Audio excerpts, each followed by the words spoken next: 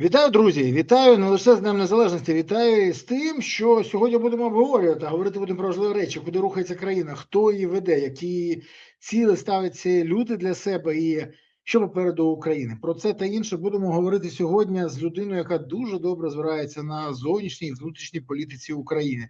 Сьогодні з нами Віктор Шинчак. Віктор, вітаю! Вітаю, Борислава. І вітаю усіх зі святом. Все-таки дожили ми до 35-го року відновлення незалежності. І дай Боже, що ще будемо довго жити саме з незалежністю. Да, коли ми з тобою зранку один одного вітали, то я казав саме за те, що я хочу, щоб це свято наші діти святкували, і онуки теж, і не один рік, бо це надважливо. Дивись, ти сказав важливі слова, що це сьогодні день відновлення незалежності України. Чому Україна досі не затвердила це на якомусь законодавчому рівні? Тому що, наприклад, в тій ж самій Естонії це в них нещодавно якраз було день відновлення незалежності країни, і в багатьох країнах інше. Ми ж з'явилися як держава не сьогодні. В 91-му році просто відновилася незалежність. Як ти вважаєш, чому за жодних урядів, за жодного президента, за жодного парламенту це питання не підіймалося і не реалізувалося в якесь законодавче рішення?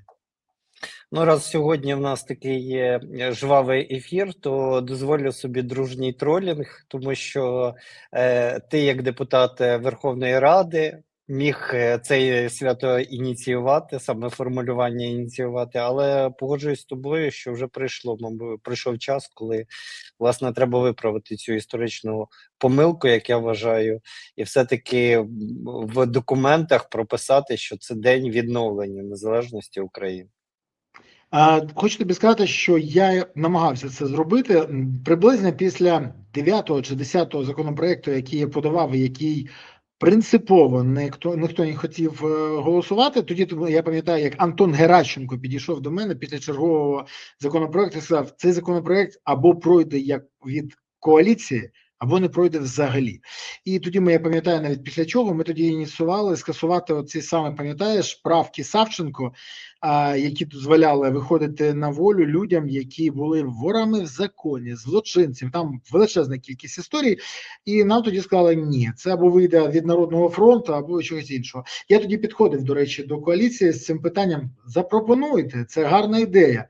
Там це не цікаво. Оце я запам'ятав. Тому намагання були, а от реалізації, це, до речі, нагадування тим, хто сьогодні в опозиції розповідає, як їх притискають, хай вони згадають, що було в минулому скликанні. Але це окрема історія. Сподіваюся, що наступний парламент і наступний президент це підтримують, і ця зміна відбудеться. А поки ми підходимо вже до нового етапу. Дивись, сьогодні зранку ми чули заздалегідь записане відео президента, і дуже красиво, дуже пафосно, дуже емоціонально. Але єдине питання: всі ці заяви і слова про те, що повинно статися, вони ж ніщо перед діями. Дій немає. Бо коли президент каже, треба садити русських за стіл перемовин, треба нарешті санкції, після яких вони завиють, треба дати Україні все, що примусить їх закінчити війну, і це можливо, я з ним погоджуюсь. Треба. Це кому завдання? Собі особисто, країні, чи це просто озвучування, як і останнім часом дуже часто президент робить, нагальних цілей. Що ми спостерігаємо і чому ці заяви лунають, а дій немає? Знаєш, я тобі скажу, що кожний такий символічний виступ президента, він дійсно дуже класно написаний. Юрій Костюк є талановитим автором багатьох Літвін теж непогано пише, до речі. Спічів президента. Ну, зазвичай отакі вагомі якраз виступи пише Юрій Костюк. І дійсно під кожним із цих слів і під кожним реченням, я думаю, що підпишеться кожна людина, яка живе в Україні. Питання лише в тому, що дійсно в цих всіх зверненнях дуже розмито хто несе відповідальність за ту точку, в якій ми, власне, знаходимося.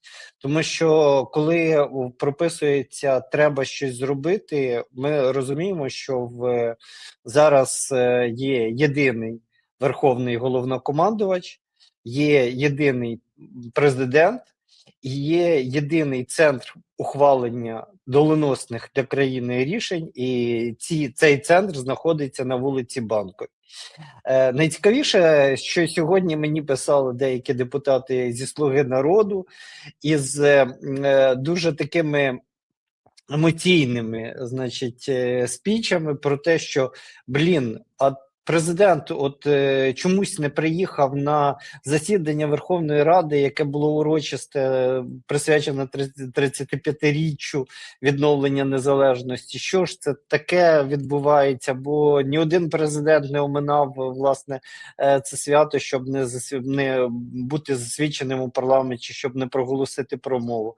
Ну, з однієї сторони, я розумію, що зараз дуже щільний графік, враховуючи тих лідерів, які приїхали до України в цей день, але з іншої сторони, дуже дивно депутатам цього парламенту реагувати так сильно на те, що на відсутність президента, якщо багато місяців, а то й років, Банкова не вважає парламент тим місцем, в якому ухвалюються якісь рішення.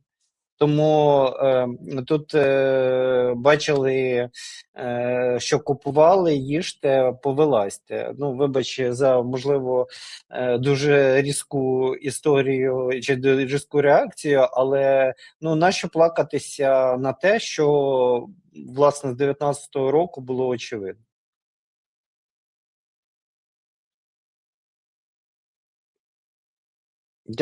Я не чую звук. Я кажу, що, вибач, те, що тобі очевидно, не все очевидно нашому президенту. Тобто, наприклад, він, спілкуючись з журналістами на днях, яких зібрав, чітко та потужно повідомив, що про Мудру взагалі дізнався лише з плівок НАБУ. А до нього самого жодних запитань антикорупційних органів немає. Скажи, будь ласка, це маніпуляція, коли президент знає, що запитання є, але згідно закону він під імунітетом, і вони не можуть це робити, навіть не можуть назвати, чий це будинок через це, якого Вови в династії. До речі, вони навіть не можуть сказати, що це не будинок Зеленського. Тому що так сталася ситуація, це перше. А по-друге, якщо президент не знає, що робить заступниця голови Офісу президента з юридичних питань, яка особисто з ним спілкується, то це говорить про те, що він некомпетентний, чи про те, що він не дуже щирий, коли спілкується з журналістами? Ти не даєш абсолютно інших варіантів, тому що, будь ласка, якщо є інший варіант, перший варіант. Якщо є інші варіанти, будь ласка, наприклад, він може бути некомпетентним і нещирим одночасно. Це теж варіант. Тому, якщо ти маєш інший, будь ласка. Давай будемо відверті. Дійсно, згідно законодавства, поки президент Зеленський знаходиться на посаді, діє президентський імунітет. І, відповідно, навіть там НАБУ чи інші слідчі органи не можуть прийти і провести якісь досудові допити чи бесіди із посадовою особою такого рівня. Що буде, коли президент Зеленський не стане президентом? Ми побачимо, і тоді побачимо, чи дійсно були там на цих плівках зафіксовані ті чи інші голоси. До речі, я це питання свого часу ставив і Семену Кривоносу, якому я задавав чітко питання, що відбувається ще на попередніх плівках, коли запікується те чи інше прізвище, чи запікується там голос той чи інший. І він мені казав, давайте ми не будемо зараз маніпулювати, але ми скажемо так, що ми не можемо провести певні слідчі дії до того часу, власне, поки це нам забороняє законодавство. Відповідь же ж очевидна, чому не можна провести ці слідчі дії. Тому, відповідно, коли президент говорить, що немає до нього там зараз на даний момент, станом на 24 серпня 2026 року, якихось запитів від НАБУ чи якихось повідомлень про підозру, він абсолютно правду говорить, тому що згідно законодавства цього не можна зробити. Вибач, але якщо, наприклад, уяви собі, ну хочу, щоб ти мені прокоментував, наш президент буде гвалтувати на Хрещатику Сергія Лещенка, навіть незважаючи на те, що Лещенко від цього може отримати задоволення. Але якщо він буде гвалтувати, то що ж не можна проводити ніяких слідчих дій, не можна якби притягнути до відповідальності. Хоча так, якщо Сергій не напише заяву, мабуть, це буде складно. Але якщо напише, то що далі? Бориславе, ну давай не будемо зараз впадати вже в настільки Я іронізую, я намагаюся, дивись, примітивні я іронізую, речі. це все, що залишається. Я іронізую. Але якщо Ну, серйозно, зрозуміло, що коли мова... злочини Зеленського, якщо він, уяви собі, скоїв їх, вони не можуть бути припинені, вони будуть і далі тривати згідно імунітету. Ну, це треба, мабуть, питання задавати людям, які Конституційного суду, тому що я тут не є настільки глибоким фахівцем, але коли мова йде, мабуть, про фізичні якісь речі, які ти згадав, це, мабуть, трошки інша історія, ніж питання корупції, які, власне, зараз ми обговорюємо. Окей, Питання потенційні питання корупції, про які ми обговорюємо. 100% потенційні. І все ж таки дуже хочеться дізнатися, хто такий Вова, для якого будують династії біля будинку Єрмака, Міндіча і Чернишова. Я, наприклад, навіть уяви не маю, хто ж це такий Вова. Ти, я розумію, теж. Пан Семен Кривонос і пан Клименко теж не можуть уявити. Навіть президент не може уявити і навіть не звертається до Служби безпеки України, щоб хоч вони надали йому цю інформацію, бо він ж не може сказати, це його будинок, не його будинок. Але, друзі, ви дивитесь цей ефір, будь ласка, напишіть зараз в коментарях, чи це може бути будинок. От як ви думаєте, ну хто це? Напишіть, чи може є хоч якісь догадки. Наприклад, я не хочу вірити, що це Вови Пашиняна, наприклад, або Вови Путіна, хоча може бути все, що завгодно. Ми ж не знаємо, кому будувалися ці будинки. Тому не пишіть ваші версії. Які ще? Вова Порошенка не пишіть, це зайве. І Вова Гройсман теж, бо я запитував, до речі, Вову Гройсмана, він покрутив у скроні і сказав, що, жартуєш? Але ж я мав запитати. Так от, напишіть в коментарях, що ви думаєте, чиї ці будинки, по-перше, а по-друге, напишіть, що ви думаєте взагалі з цієї історії. Ну і пишіть, звідки ви дивитесь, куди закинула вас доля, де ви чекаєте або наближаєте перемогу, місто, селище, країну, регіон, район, область, пишіть, це важливо. Окреме прохання не забувати підписувати, ставити вподобайки і поширювати, не зважаючи на те, на якому саме каналі ви дивитесь цей ефір. На цьому або на іншому ще одному каналі, який спільнота моя робить, але до мене воно ніякого відношення не має. Тому, будь ласка, пишіть про це, це важливо, і пишіть, дивитесь ви через VPN чи ні. Дякую, що ви активні, не пасивні. Влада намагається закрити голос тим, хто ставить складні питання, але поки не виходить. Повертаючись до наших історій, не баранів навіть. Скажи мені, будь ласка, чи має парламент зараз викликати президента для того, щоб поставити йому запитання? Гаразд, не треба правової династії. Хто ті невідомі особи, які могли поставити з Офісу президента, так написано в ухвалі суду, хто міг поставити пані Мудрій завдання займатися незаконними діями з приводу взяття під контроль Сенсбанку, а також внести заставу незаконним шляхом за Германа Галущенка. Чи повинні поставити такі запитання депутати і чи будуть вони робити? Тому що на поверхні тільки два прізвища.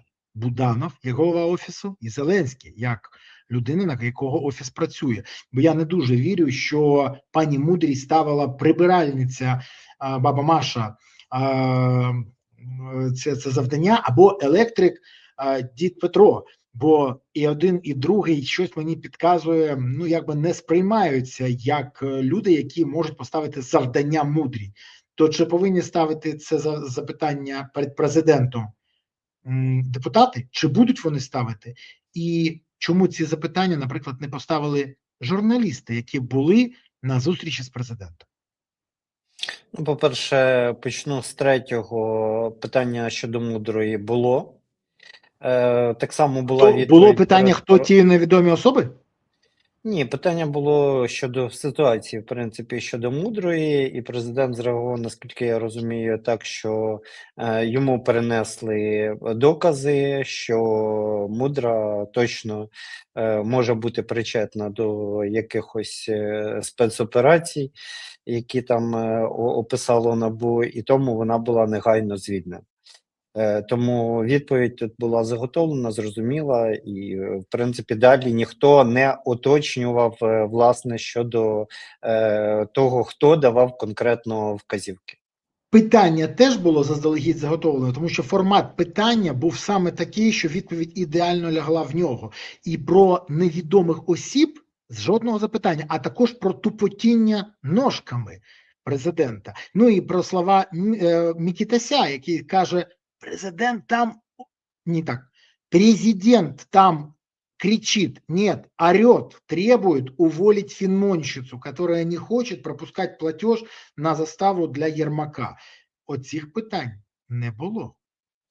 Ну, дивись, почнемо з того, що не всіх журналістів запрошують, і більше того, там ну, тому що це не відкрита прес-конференція, і це якраз той формат, коли власне Офіс президента формує той пул медіа, які вони хочуть бачити.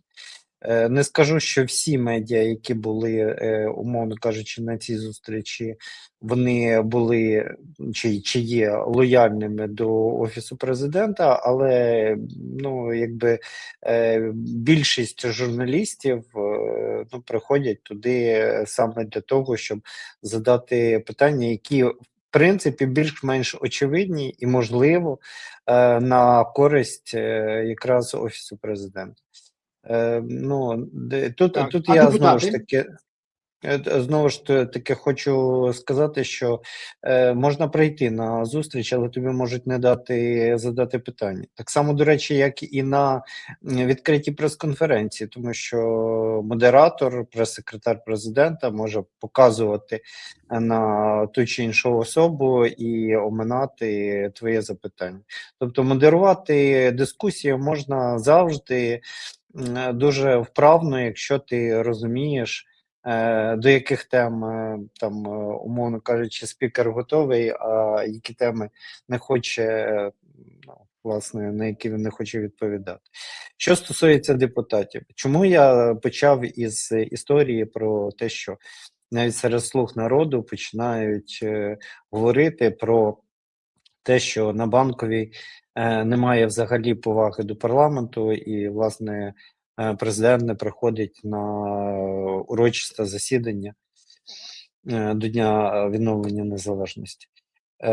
Це і відповідь на питання, що будь-які звернення від народних депутатів вони просто будуть ігноруватися, як ми бачили вже багато разів. Це ж тактика, яка, до речі, почалась не вчора, не сьогодні, а ще й до повномасштабного вторгнення, тому що дуже багато депутатів періодично вимагали роз'яснень тих чи інших міністрів, і вони так само не приходили до парламенту. А президент, ну от хто вони такі йому, щоб вказувати, на які питання там приходити і звітувати, і власне. Давай будемо відверті, ну от парламент не є суб'єктним для того, щоб навіть в очах там суспільства він не є суб'єктним для того, щоб на якісь там посили з парламенту вчасно чи невчасно, але в принципі якось реагувати. Але вибач, парламент погоджується тоді бути ганчіркою для витирання ніг. Бо Так інакше він цією ганчіркою для витирання ніг був з 2019 року. Ні, я Насправді, розумію, але ж повинні люди якось змінюватись. Ну, повинні еволюціонувати, або вони деградують я остаточно. еволюція є. Ті люди, які в 19-му році у Трускавці, технологи, які від Слуги народу, які розказували, що ви ніхто, ви заїхали сюди на горбі Володимира Олександровича, вони зараз чомусь прозріли і навіть збираються написати заяву, чи вже написали заяву про вихід із парламенту. Зараз вони до цього дійшли, але в 2019 році вони вказували усім депутатам про те, що власне навіть табуретка з надписом «Зе-команда» могла би виграти вибори. Тобто ще від самого початку всі ці люди вони потрапили у рабство. Це треба розуміти, і вони так і надалі себе ведуть. Ти бачиш багато депутатів, навіть серед монобільшості, які можуть дозволити собі відкрити рота, і навіть на зустрічі президента з фракції «Слуга народу» задати йому хоч одне питання. Як не парадоксально, от Мар'яна Безугла, яку ти дуже любиш і яка дуже любить тебе, там зараз виявляється чи не одна з тих, яка може неконтрольовано вийти і про щось запитати. І це Вибач, будь ласка, що насправді переб'ю тебе, але неадекватність не є виправданням до того, що вона може насмілитись. Там є більш адекватні, і їх вистачає депутати, які мають це робити. Ба більше того, якщо би з трибуни Верховної Ради було публічне звернення, що ми вимагаємо негайно від голів фракцій появи президента і звітування парламенту, який є все ж таки обраним від народу органа влади, і блокування просто всіх питань президента, то він вимушений був би прийти. Так, він би спочатку звернувся до Поклада. навіщо? Навіщо? От навіщо? Поясни мені логіку, навіщо президенту приходити і розшаркуватись перед депутатами, яких він не вважає. Ні, ну якщо він собі. вважає себе царем, це не треба робити. Отут ти правий на 100%, до речі, так Ну, робить Путін. Вибач, так робить Путін. Але так робить Путін. Але тим більше зараз в ситуації, коли починає бути політично ослабленим Кирило Буданов після цих згадок в справі Ми поговоримо про це мудрої, після того, як фактично підпалив себе пан Федоров, коли заявив про вибори, і це було не зовсім сприйнято навіть серед тих людей, які там орієнтувалися на цю фігуру. І, власне, зараз у Володимира Олександровича дуже класний шанс вискочити на другу позицію у президентських рейтингах, тому що і Буданов, і Федоров можуть втратити дуже багато, от якщо ми говоримо про рівень довіри. І от людина, яка має, в принципі, зараз, ну, скажімо так, непогані президентські шанси на переобрання, чому йому ще зараз усугубляти свою ситуацію? Насправді, те, що робить команда Банкової, вони працюють у тій же логіці, яку ми спостерігали протягом 7 років. І ця логіка 7 років дозволяла їм якраз інколи вигравати від того, що вони менше говорили, менше реагували і менше слухали заклики до якихось реакцій. Через те, коли навіть в чаті, де спілкуються журналісти із Офісом Президента, запитували, власне, про Мудру, запитували про те, хто давав вказівки і так далі, відповідь була дуже проста: не коментуємо. Не коментуємо. Я бачив це з керівник.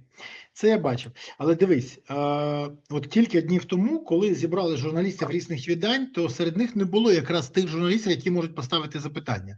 Не було журналістів «Дзеркало тижня» і «Цензора», «Прямого» і «П'ятого», «Бігус.Інфо» і «Слідство.Інфо». А таких всіх інших, хто міг поставити запитання, на які Зеленський не хоче або боїться відповідати. І не лише питання про Вову, не лише питання про того ж самого осіб.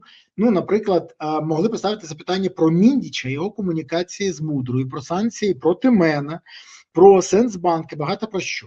Але найсмішніше от давай відверто, ти ж комунікатор, ти ж комунікаційник, і ти знаєш всі ці нюанси, що навіть з такими лояльно налаштованими співробітниками ЗМІ, які прийшли до Зеленського на цю зустріч, Зеленський не ризикнув робити це у вигляді відкритої відеоконференції. Тут без дивувань.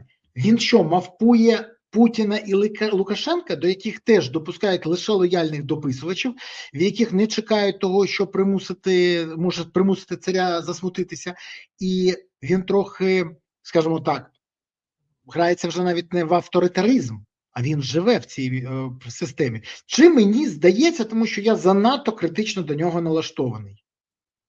Ну, по-перше, не все те, що було сказано на цій зустрічі ОФРЕК, було опубліковано. Я спілкуюся із багатьма журналістами, тому я розумію, які речі були опущені. І, власне, є дуже багато цікавих моментів і цікавих характеристик, які не були узгоджені для публікацій, але не маю права це озвучувати, враховуючи те, що я дійсно не був присутній на цьому офреці. Відповідно, в мене немає такої можливості там перевірити конкретно правдивість тих чи інших слів. Але те, що новини з'явилися з цього офрека аж через добу після того, як власне він відбувся, свідчить про те, що очевидно була якась комунікація з людьми, які приходили на цей офрек, і які погоджували ті чи інші новини, ті чи інші тези із офісом, який, власне, дав їм можливість задавати запитання.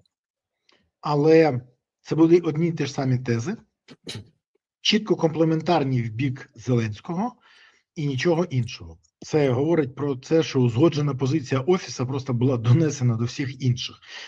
Жодного питання, на які би хотіла отримати Україна відповіді, не пролунало, де і відповіді теж не було. Ну, я тобі скажу, що дуже багато питань стосувались Федорова, і це був дуже такий цілий потік питань щодо Федорова, і насправді мені здається, що зараз не тільки Федоровим живе країна, тому що Федоров взагалі дуже не цікавий. багато, Я кажу тобі, як є. Федоров не цікавий.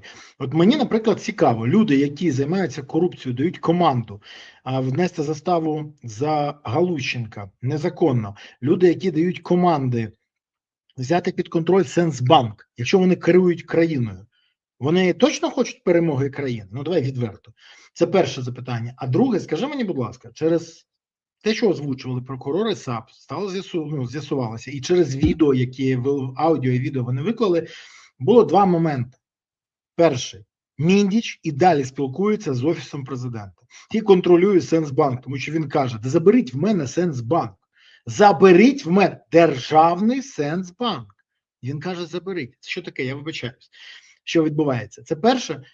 І я теж думаю, теж не дуже вірю, що заступниця голова Офісу могла спілкуватися з підсанкційним другом, бізнес-партнером Зеленського без дозволу керівництва. Це перше. А друге питання. Скажи мені, будь ласка, ну вся країна побачила цинічну позицію. Корупцію не треба боротися. Як вона сказала? Корупцію треба систематизувати і контролювати. Ну це ж позиція теж Офіса схожа. То після цього ці люди думають, що їм світить якась посада або якийсь другий тур. Ну це ж дуже наївна думка. Ну, насправді історія про цю фразу, що корупцію треба контролювати, вона дуже давня, тому що ще за часів Януковича, власне, були такі моменти, коли люди навіть в парламенті казали, що перемогти корупції не можна, її треба очолити. І, власне, Так. вони це фактично зробили за часів Януковича. Саша стоматолог відомий, який приходив до бізнесів і вимагав там 50% власності в тій чи іншій сфері, і дуже багато бізнесменів про це казали, знали і так далі. Проблема в тому, що зараз під час війни питання корупції це дійсно небезпека, це злочин проти держави. Більше того, президент Зеленський сам про це казав. Більше того, навіть збиралися урівноважити питання злочини щодо корупції до питання національної зради. Але, як виявляється, зараз чомусь лавка запасних в команді президента зменшується саме за рахунок того, що там виявляється купа корупціонерів. Хоч ми зараз їх не можемо називати поіменно, тому що суди тривають і, відповідно, законодавство не дозволяє нав'язувати такі ярлики, але тим не менше. Ці справи вони можуть тривати роками, а може навіть і більше. І питання знову ж таки в площині моралі.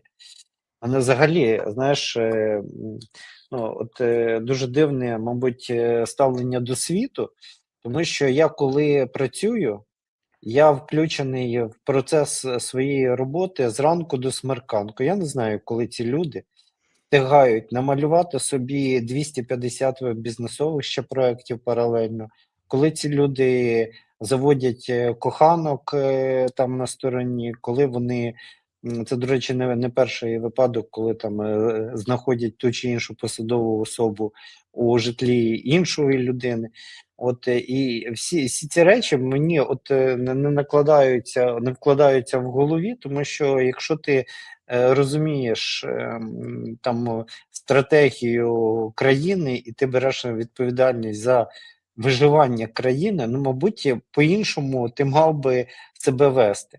А тут виходить так, що війна в якийсь момент може закінчитися, і ми з жахом побачимо, скільки у нас за цей період виросло доларових мільйонерів. І коли західні партнери нам вказують на те, що є проблеми з корупційними ризиками, вони ж це кажуть не на голому місці. Вони прекрасно розуміють, що відбувається. Я спілкуюся із представниками багатьох посольств.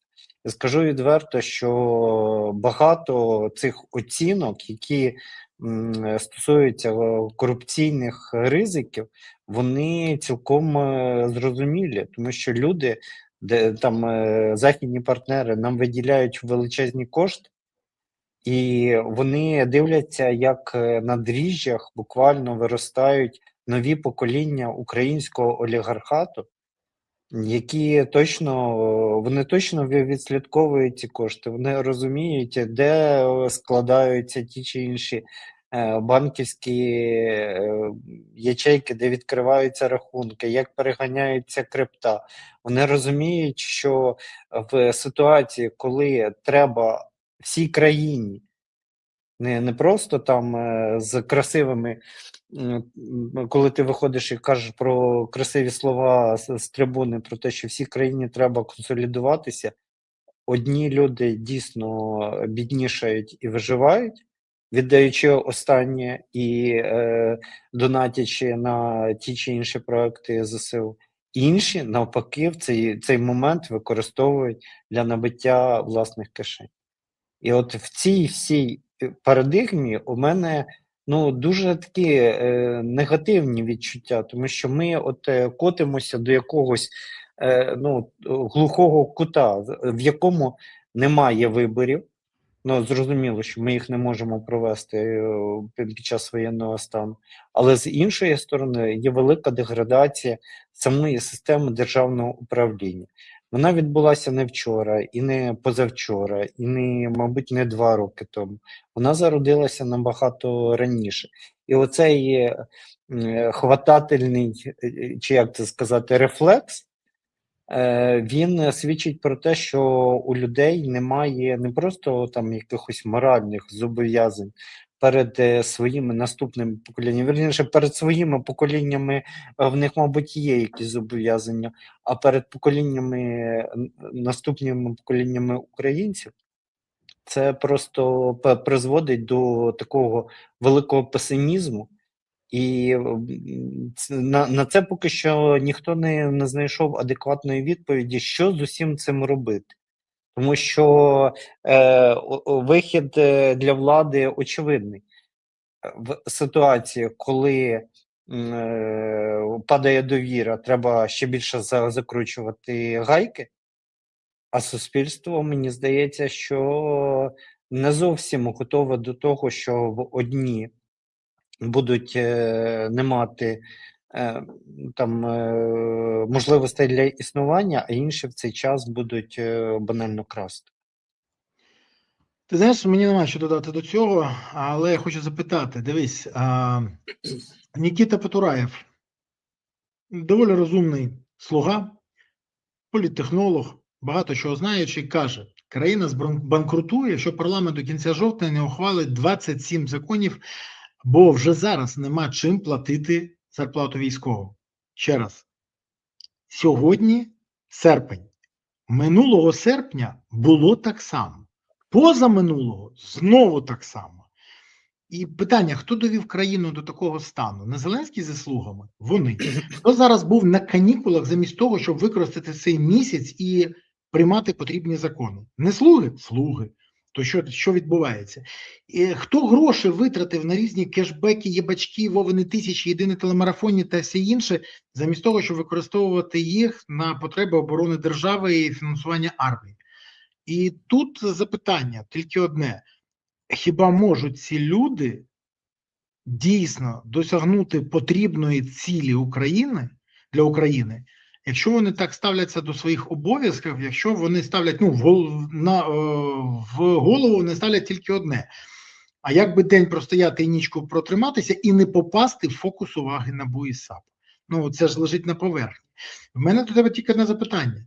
Скажи мені, будь ласка, а які у нас перспективи, враховуючи, що наші партнери перейшли від максимальної допомоги до ультиматумів? Коли вони кажуть, якщо ви це не зробите, те, що потрібно країні, не комусь окремо, не Потураєву, не Шлінчаку, не Березі, а країні потрібно. Якщо ви не проголосуєте, до побачення телебачення, грошей не буде. Ба більше того, вони зараз, давай так відверто, вже говорять про те, що корупційне болото Зеленського, це Berliner Zeitung, це цитата з Times, це цитати з Guardian, затягує Україну у прірву. Це катастрофа. То чи не здається тобі, що ці люди не можуть досягнути результату, але бояться щось там, наприклад, запропонувати інше рішення, і через це Україна не може зараз нічого отримати? Ані перемоги, ані будь-яких перемовин, а не примусити Росію до перемовин, а не виправити ситуацію всередині. Вони не спроможні, чи мені це здається? Тут можу, мабуть, оскільки я перевіряв цю цитату з Офреку Володимира Зеленського, повірити, що він це сказав. Там було сказано приблизно про яку політичну чи управлінську кризу ви говорите, якщо за нового міністра оборони проголосувала конституційна більшість. Це я до чого цей приклад навожу? До того, що очевидно, що на Банковій дивляться абсолютно не так, як ти це описав. Тобто вони вважають, що компетентних осіб в команді є достатньо, що ці люди ухвалюють правильні державницькі рішення, що немає браку кадрів. Але тут же є інший аргумент, власне, на який звернули увагу журналісти, тому що запитали, а хто у нас посол України в Сполучених Штатах? Тобто, якщо в нас немає кадрових проблем, людей фахових, то чому ми до цього часу не відправляємо нового посла в Сполучені Штати Америки, чи бодай агреман на нового посла в Сполучені Штати Америки? Я скажу відверто, в мене, знову ж таки, тут песимістичні якісь прогнози, Але враховуючи зараз величезну активізацію процесів Сполучених Штатів Америки, напередодні middle terms до виборів до Конгресу, там має знаходитись наш представник, який має зараз вже проводити кучу зустрічей з тим, щоб ми змогли хоча б до кінця року отримати якісь бодай варіанти допомоги від Сполучених Штатів Америки. 400 мільйонів, які підморожені в Пентагоні, теоретично можна було б розморозити вже в цьому році. Це я кажу один із кейсів. Але у нас зараз в Сполучених Штатах немає посла, у нас немає військового аташе в Сполучених Штатах. І це означає, що цей трек зараз просто провис. Навіть по термінах. Ми маємо зараз кінець серпня, вибори до Конгресу через 2 місяці. 3 листопада. Так, 3 листопада. І це означає, що навіть якщо зараз ми швидкими темпами оформимо агреман, відправимо там його на опрацювання, це 2-3 тижні, мінімум 2-3 тижні. Потім людина, яка має поїхати туди, вона має ще вручити вірчі грамоти. Інколи цей процес затягується на півроку. Я просто нагадаю, що пані Стефанішина, яка приїхала, мені здається, влітку вона приїхала до Сполучених Штатів, вона вручила вірчі грамоти президенту Сполучених Штатів Америки 23 грудня. Хоч вона стверджувала, що все там по процедурі було, значить, закінчено. Але невелика робота з Гуглом і з тими джерелами в дипломатичних колах інших країн дають підстави вважати, що вона була не просто неправа, вона вводила в оману. І відповідно, поки новий посол не вручить оці вірчі грамоти в Білому домі, у нього заборонений вхід до дуже багатьох урядових структур. Він обмежений у правах, він не може зустрічатися з високими представниками в Конгресі, він не може зустрічатися з представниками Пентагону. І що це означає? Якщо в нас зараз немає там посла, то найближча дата, коли він там може з'явитися, це, можливо, січень місяць. А це означає, що вже буде профуканий повністю момент, коли ми зможемо пролобіювати внесення в бюджет Сполучених Штатів. Це означає, що ми втратимо можливість на початках закінчення виборчої кампанії розкласти яйця в різні корзини і мати контакти і на рівні демократів, і на рівні республіканців. І це означає, що, власне, зараз в Україні обрубали пальці, які, в принципі, мали би отримати допомогу, яка конче необхідна для війни. Це такий яскравий приклад того, як відбуваються ті чи інші кадрові призначення. Я вже не кажу про те, що ми, знову ж таки, не розуміємо, за що відправляють у відставку тих чи інших міністрів, за що призначають тих чи інших міністрів, хто несе відповідальність. Про Свериденко, яка збиралася їхати послом, чи верніше не збиралася, її президент номінував на посаду посла, яка просто відмовилася від цього, тому що вона не зрозуміла, так само очевидно, як і мудра, і вона ж робила, в принципі, всі ті вказівки, які їй диктували на Банковій, то за що, власне, звільняють?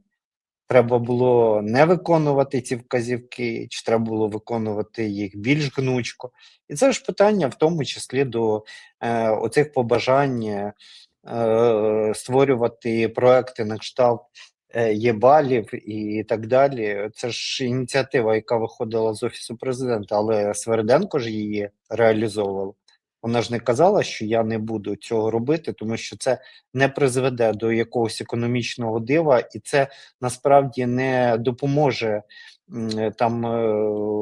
більшості українців, а потім навпаки спричинить додаткові якісь інфляційні процеси. Ну, тобто, ми зараз в ситуації, коли ми прекрасно розуміємо оці, ну, якби прогалини, ці проблеми, і особисто мені, от відверто кажучи, дуже хотілося, щоб в нас дійсно уряд було за що хвалити.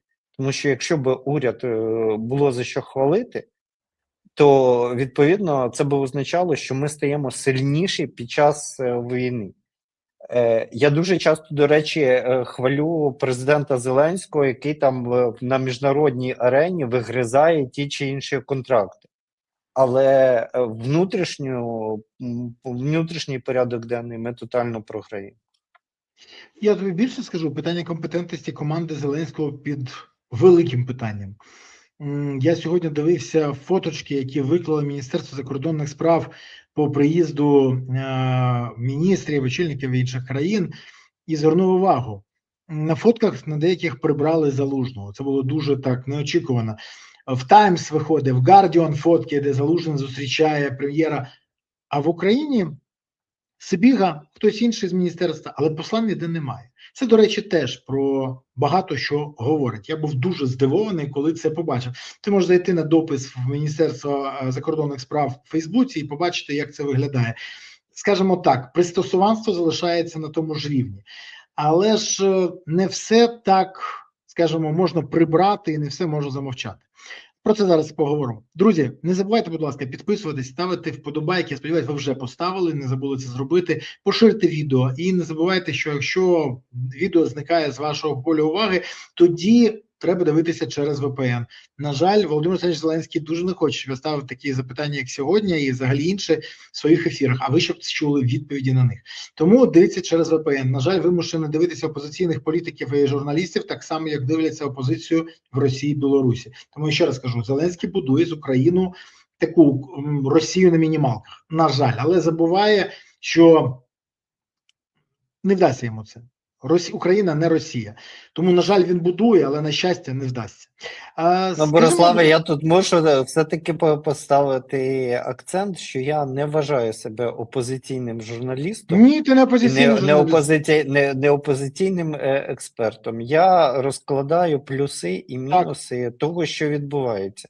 Через те, якщо є у нас успіхи і є за що похвалити президента Зеленського, його команду, Банкову, Кабінет міністрів і Верховну Раду, я це роблю, тому що я вважаю, що ми, на жаль, зараз заручники ситуації, тому що ми зараз в одному човні. Тільки от чомусь серед представників цих органів, які я щойно перерахував, дехто думає зовсім по-іншому і вважає, що в них і є інша Україна, є інша можливість для заробляння грошей, і є інша годівниця для корупції, яка не пов'язана із війною, з реальністю і з тим, куди, власне, може розвернутися ситуація. Дивись, тут на цьому каналі з'являються всі, як і представники опозиції, так і нейтральні депутати, так і провладні. Це не диво. Тут може на одному тижні з'явитися Роман Костенко і Володимир Ар'єв, Разумков і Юля Яцик. Тут це нормальна ситуація. Я вважаю, що думку треба слухати у всіх, а висновки треба робити самостійно. Тому я запрошую різних експертів, але головне, щоб вони були компетентні і були носіями інформації. Я про що хотів сказати? На минулому тижні почали виходити статті, в яких розповідається в європейських ЗМІ про мій кейс. Накладання санкцій, династію, порушення Конституції, слідкування за мною, намагання слідкування за мною в Європі українських спецслужб, що є жорстким порушенням міжнародних стандартів і українських законів. І вийшла навіть в Німеччині. Стаття називається, я навіть згадаю зараз, «Зеленський крокує слідами Путіна». Там теж про санкції, про переслідування опозиції, про мовчання про династію, про багато чого цікавого. Так от, європейці, у мене на цьому тижні буде Італія, Франція, наступний тиждень Іспанія, з які журналісти країни, які я буду спілкуватися. Це стає цікаве, все більше і більше людей починають цікавитися цією темою.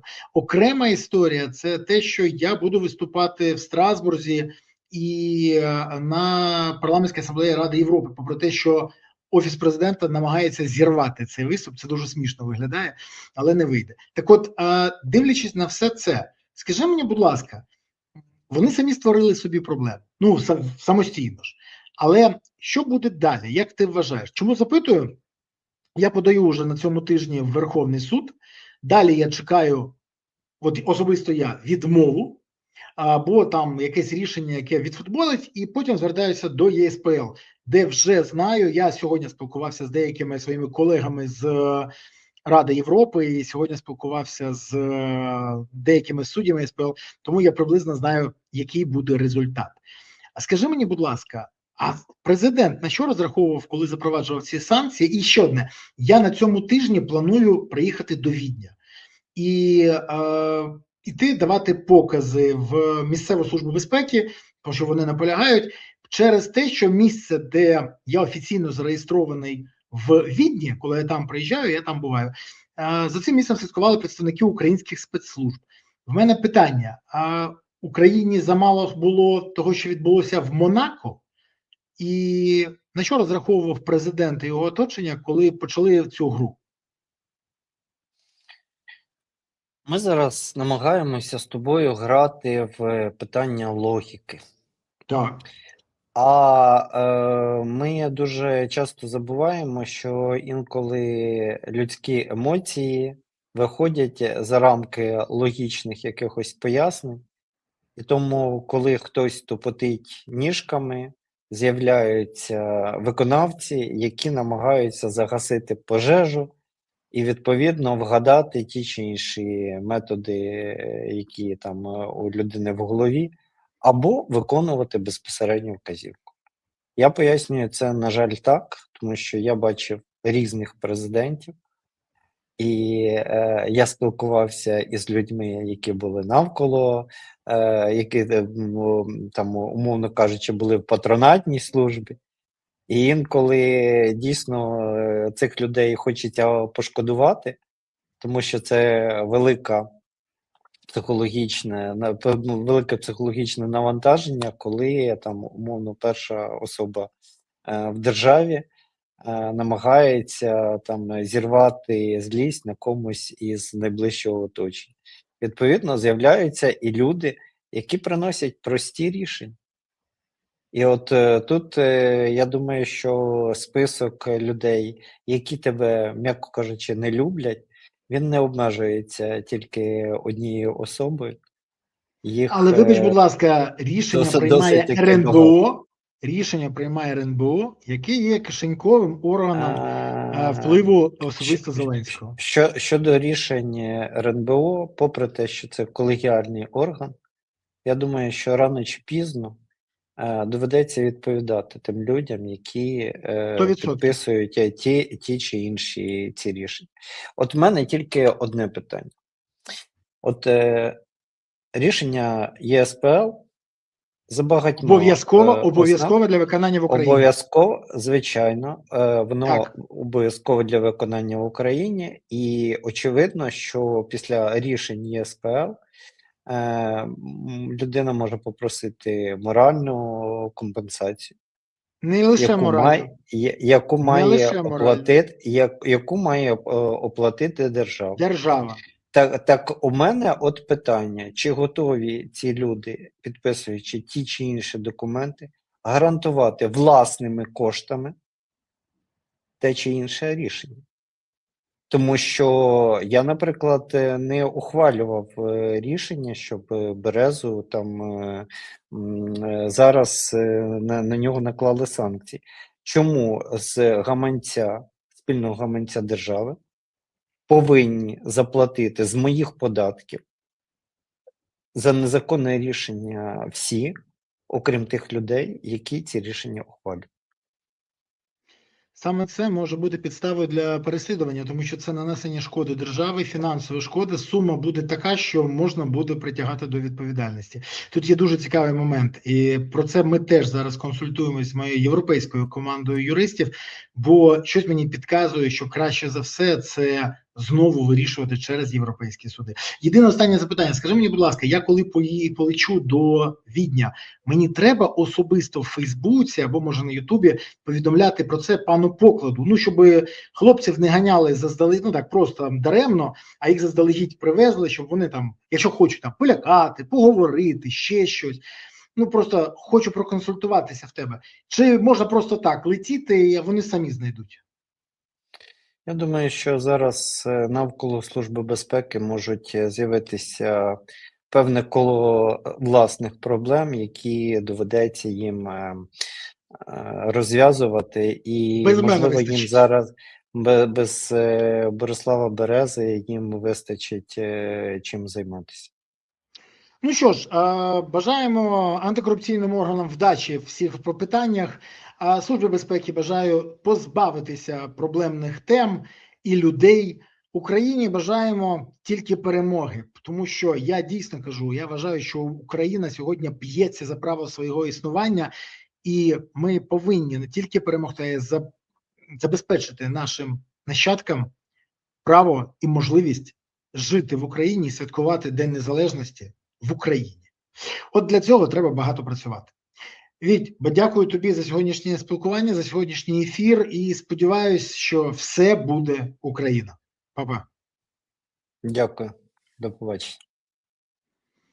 Друзі, ви подивилися ефір, далі ви знаєте, що робити. Вподобайки, коментарі, поширення, це все важливо, і я дякую, що ви активні, не пасивні і робите це. Але найважливіше – підтримувати ЗСУ, донатити на ЗСУ, приєднуватись до ЗСУ, допомагати ЗСУ. Ба більше того, ЗСУ – це є запорука того, що у України є майбутнє. Тож гуртуємо всі навколо потреб ЗСУ, щоб у України було гідне майбутнє.